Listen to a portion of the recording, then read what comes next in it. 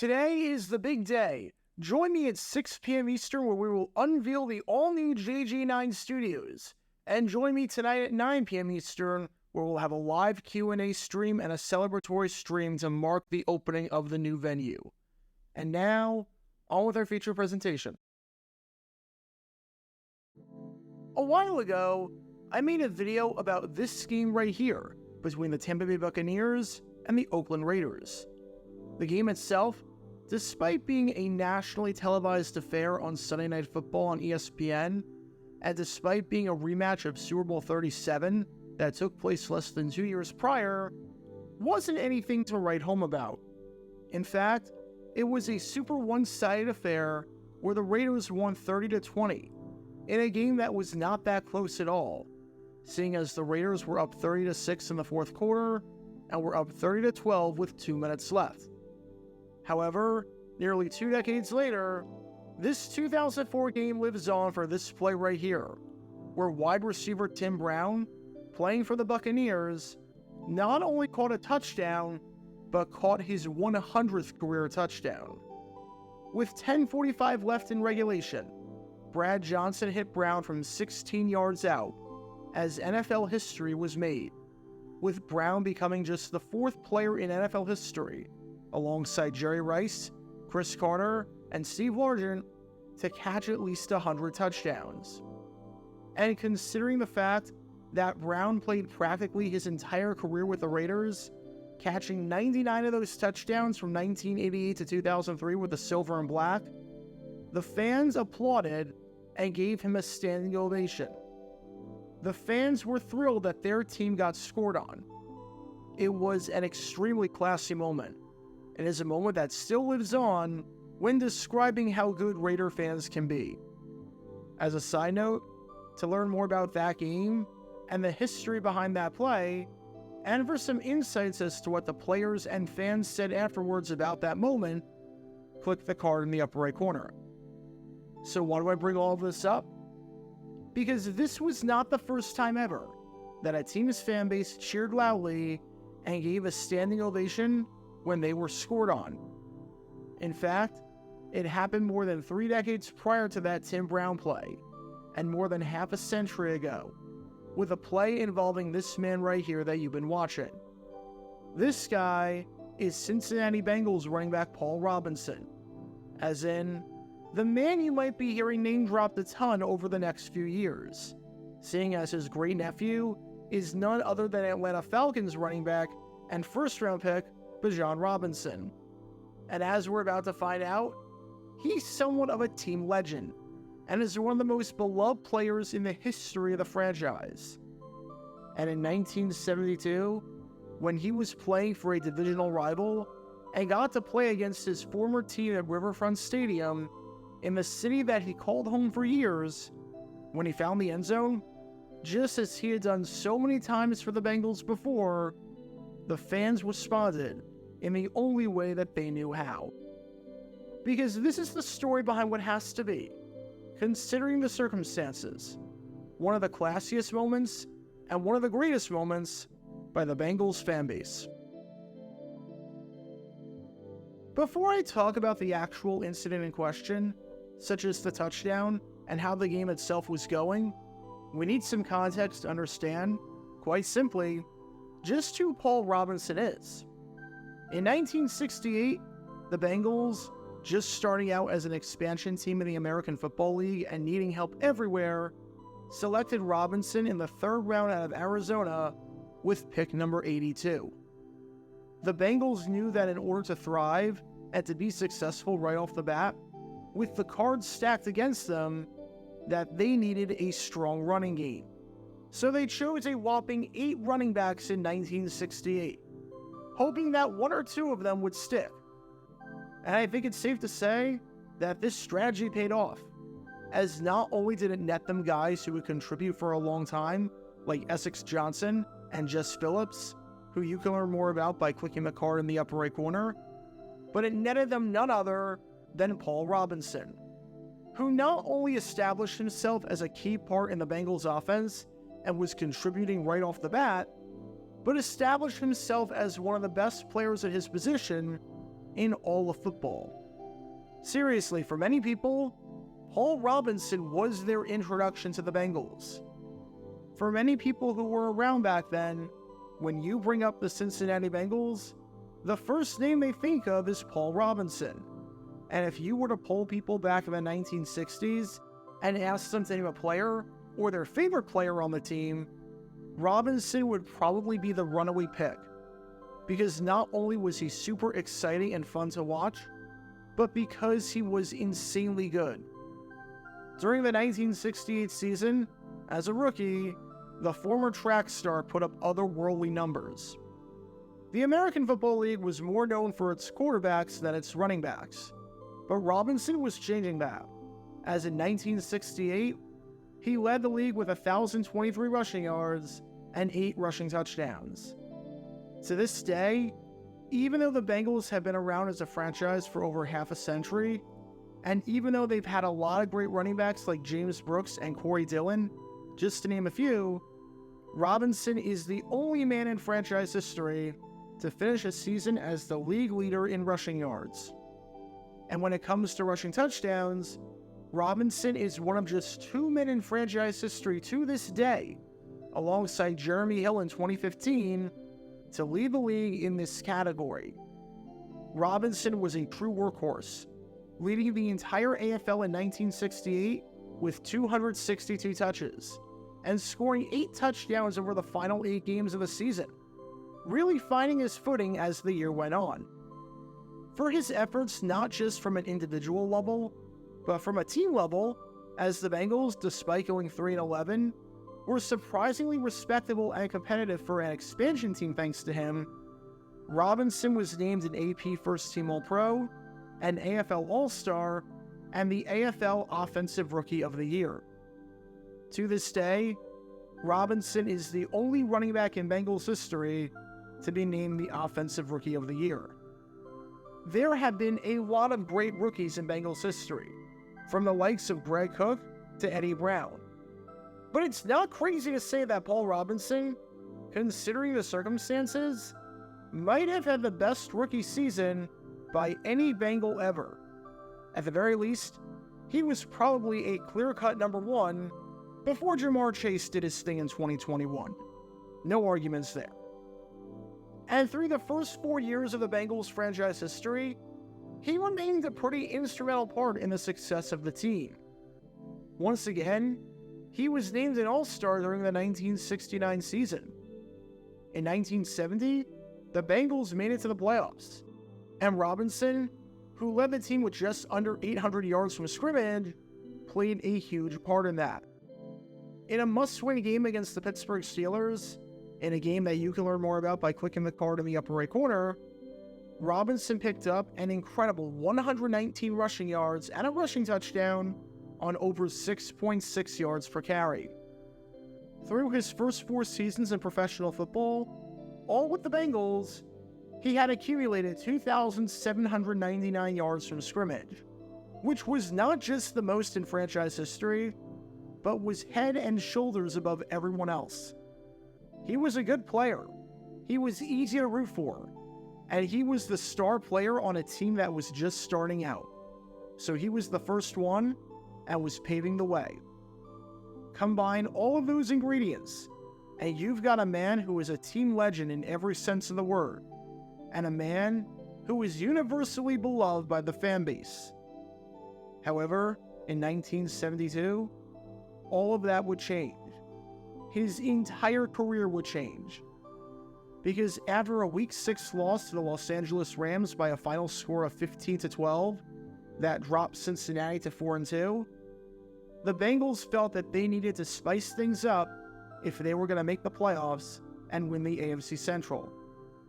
They needed help at wide receiver, and the team had a plethora of running backs, as aside from Paul Robinson, you had Essex Johnson and Doug Dressler, both of whom were playing some pretty good football, and other guys like Jess Phillips and the late Fred Willis, who you can learn more about by clicking the card in the upper right corner.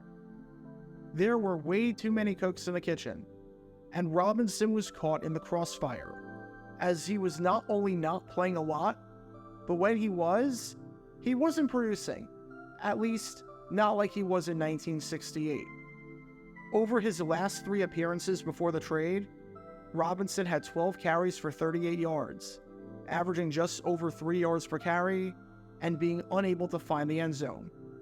There were even quite a few games where he never touched the rock. With that in mind, Paul Brown and the Bengals traded 2 running backs to the Houston Oilers, their divisional rival, in exchange for linebacker Ron Pritchard and wide receiver and eventual Hall of Famer Charlie Joyner. The 2 running backs traded, one was Fred Willis. The other was the franchise legend himself, Paul Robinson. It was an extremely bittersweet moment for Robinson. On one hand, he was going to get a chance to get more playing time, seeing as he had been bumped down to number 3 on the depth chart in the Cincy. On the other hand, this was a place that he called home for years, and he was now going from one of the top teams in the NFL to one of the worst. Plus, this trade came out of nowhere, with teammates absolutely shocked by the news. Said Robinson on the trade, after he found out when he walked into the training complex, thinking that he was about to practice with the Bengals that day, "I'm going to miss it here, all right. The worst thing is that I might be playing against my own teammates next Sunday." Yeah, let's talk about that. Because making this trade even more awkward was the fact that this 4-player trade between the Bengals and the Oilers was coming right on the heels of a matchup taking place between the teams at Riverfront Stadium. The trade was made on October 24th, and on October 29th, just 5 days later, this man right here, Paul Robinson, was going to be back in that stadium. Only this time, he would be in the uniform of the opposing team, and he'd be trying to beat the Bengals instead of trying to help them win. He even had some trouble processing the move, as at one point, he thought that this entire trade was a dream, and thought when he landed in Cincinnati that he woke up and he was still on the team that he called home since 1968. Said Robinson on how awkward it was, "I just dreamed I got traded to Houston. You dress in the visiting locker room, and you come out and stand at the other bench." And with all of that in mind, it was time to play this scheme. This scheme not only had stakes because of the divisional rivalry aspect of it, and not only because of what it meant to the Bengals for the division, seeing as they were tied with the Pittsburgh Steelers at 4-2 for first place in the AFC Central, but because of the absolutely bizarre sight of seeing Paul Robinson, the first pro football hero in Cincinnati history according to many, on the visiting sideline in a visiting uniform. As for how the game turned out, the bad news for Robinson was that his new team got completely destroyed by his old team. Was it as bad as what happened in the regular season finale 2 months later, where the Oilers would lose 61-17 and would allow 3 touchdowns in the span of a minute in a game that you can learn more about by clicking the card in the upper right corner? No. It's tough to do worse than 61-17. However, it was still pretty bad, as was tradition with just about every single game that Bill Peterson coached with the Houston Oilers, and was tradition with just about every single game during Houston's absolutely abysmal 1972 season. Midway through the 4th quarter, the Bengals were in complete control of this game, to the point where it felt like the teams were playing 2 completely different sports. Cincinnati was leading 30-0, and somehow, the 14-point spread in favor of the Bengals didn't even feel like enough, because it was that bad. The Bengals nearly tripled the Oilers' total output in first downs, winning that battle 29-10. The Bengals had more than 2.5 times the rushing yards that the Oilers did, winning that battle 244-98. The Bengals had more than 5 times the number of passing yards that the Oilers did, winning that battle 252-47. The Bengals did not get sacked once, as Ken Anderson and Virgil Carter were kept upright for the entire game. And the Bengals tripled Houston's output in total yardage, winning that battle 496-145. Plus, The Bengals defense gave Houston's quarterbacks fits all game long, as not only did they force 3 sacks, but as a team, the Oilers went just 7 for 17 through the air, completing just 41% of their passes for 65 yards and a passer rating of 27.8, which is worse than if you did nothing but spike the ball to the ground on every single play. Cincinnati had this game all wrapped up. Now, the only goal was to wrap up their second shutout in franchise history, and their first since they beat the Chargers 31-0 in Week 11 of the 1971 season. Except, Paul Robinson had other ideas.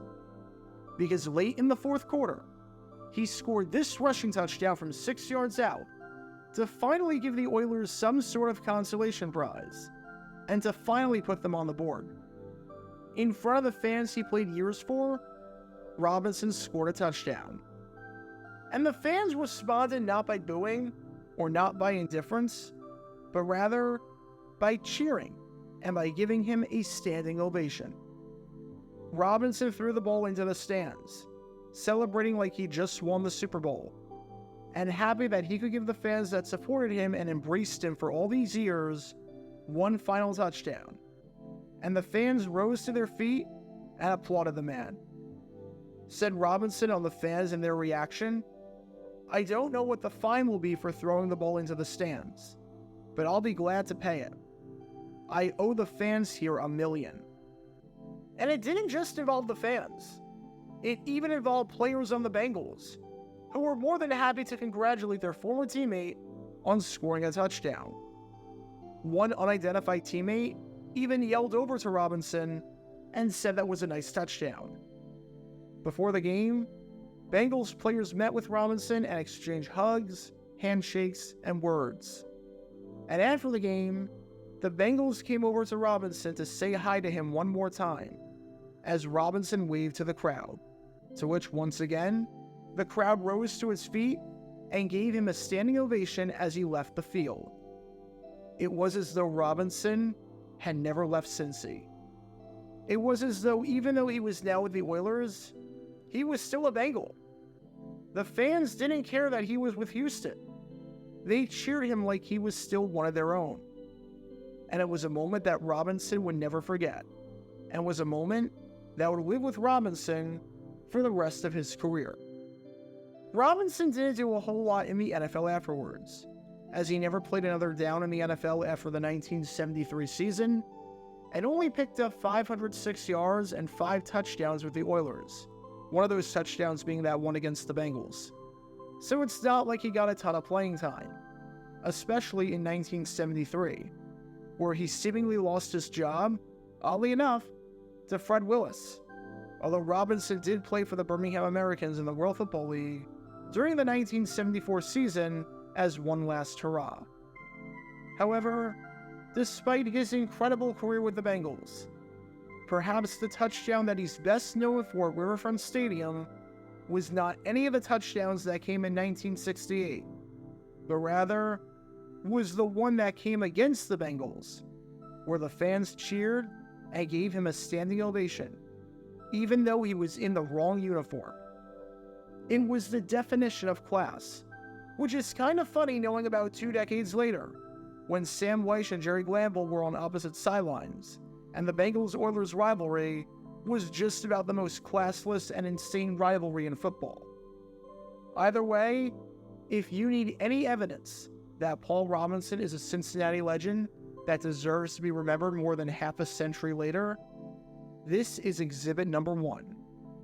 Because he was so good, so much fun, and so important that on this October day in 1972, for at least one play, he got an entire city to root against their own team. Get your official Jaguar Gear 9 merchandise by going to jj9shop.com, and be sure to like and subscribe, as it really helps the channel out a lot. Join me every Wednesday night where we'll play NFL trivia for cash prizes at 9 p.m. Eastern over on Twitch. To learn more about the history of college football, subscribe to Jaguar Gator 8. To learn more about the history of Major League Baseball, subscribe to Jaguar Gator 7. Also, special thanks to all of our Patreon supporters for helping out the channel. Your support is greatly appreciated. See how you can become a patron and request future video topics in the description below.